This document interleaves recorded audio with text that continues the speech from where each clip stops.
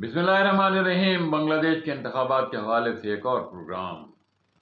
آپ حضرات کو یاد ہوگا کہ اس الیکشن میں صرف اسمبلی کے لیے ارکان نہیں چنے گئے بلکہ ایک ریفرینڈم بھی ہوا، اور وہ ریفرینڈم اس عبوری حکومت کی طرف سے، عارضی حکومت کی طرف سے ہوا۔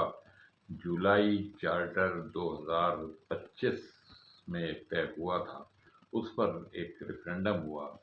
اس کا مقصد یہ تھا کہ اس چارٹر میں جو باتیں بیان کی گئی ہیں، آئندہ کی اسمبلی یا اس سے پہلے کچھ آئینی ترامیم کی جائیں گی، اور وہ آئینی ترامیم بہت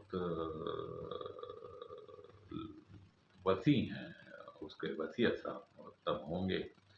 اس میں ایک سینٹ کا پروپوزل بھی ہے، متناسب نمائندگی کا پروپوزل بھی ہے، اور بہت ساری ایسی تجاویز ہیں جو بنگلہ دیش کے آئین میں کی جائیں گی۔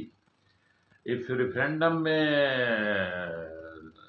اگرچہ 68.59% لوگوں نے ہاں میں رائے دی ہے، یعنی آئین میں تبدیلیاں ہونی چاہیے اس چارٹر کے مطابق، مگر یہ حیرت کی بات ہے کہ 31.31% لوگوں نے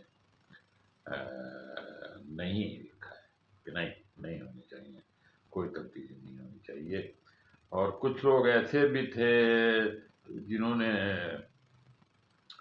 اسمبلی کے الیکشن میں تو ووٹ ڈالا، لیکن ریفرینڈم والا ووٹ خالی چھوڑ دیا۔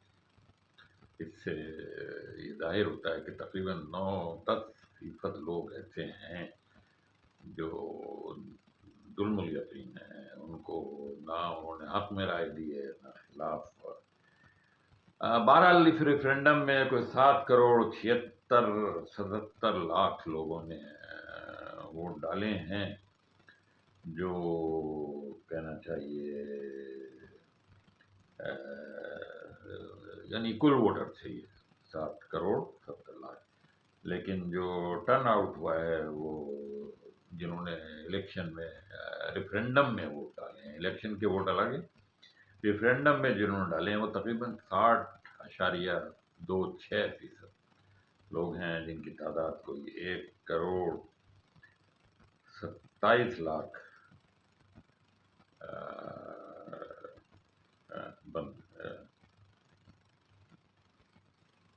نہیں 1 کروڑ نہیں 12 کروڑ، یعنی 12 کروڑ لوگوں نے جو ہے وہ اس ریفرینڈم میں ووٹ ڈالا ہے۔ 12 کروڑ 76 لاکھ جو وہ ٹرن آؤٹ جو بھی رہا ہے۔ بہرحال اس میں حیرت کی بات یہ ہے کہ 69% لوگوں نے ہاں میں اس ریفرینڈم میں ووٹ ڈالا ہے، اور اس ریفرینڈم کے نتیجے میں ضرور جو ہے اس میں بہت ساری جماعتوں نے اس ریفرینڈم کے خلاف مہم چلائی، جبکہ BNP نے بھی اور جماعت اسلامی دونوں نے لوگوں سے اپیل کی تھی کہ وہ اس ریفرینڈم میں حصہ لیں۔ اس سے آپ کو یہ اندازہ ہو جائے گا کہ حزب مخالف اور حزب اقتدار دونوں مل کر اب بنگلہ دیش کے آئین میں ترمیم کریں گے۔ انور رشید کو اجازت دیجیے، اللہ حافظ۔